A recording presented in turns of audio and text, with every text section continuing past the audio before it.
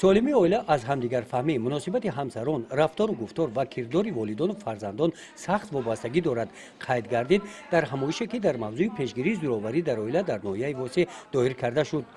ин чорабинӣ бо пешниҳоди шӯъбаи кор бо занон ва оила ва иштироки ташкилоти ҷамъиятии занони ҳуқуқшиноси тоҷикистон ва дигар шарикон роҳандозӣ карда шуд.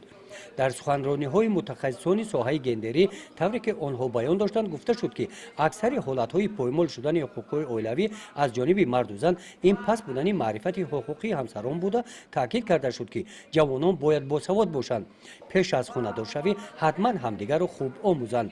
онҳо ба қадри ҳаёт расида нисбати ҳамдигар зуҳуроти номатлуб зӯровариро роҳ надиҳанд. сипас барои иштирокчиёни чорабинӣ дар мавзӯи зӯроварӣ нисбати занон дар оила ва оқибатҳои нохуши он саҳнаи ҷолиб пур аз панду ҳикмат барои иштирокчиён дар пешгирии зӯроварӣ дар оила намоиш дода шуд.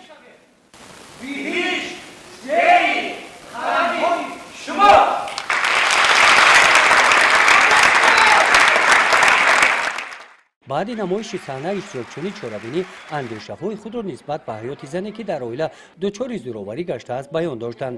ҳамаи баромадкунандагон зӯроварӣ нисбат ба занонро дар оила маҳкум карданд.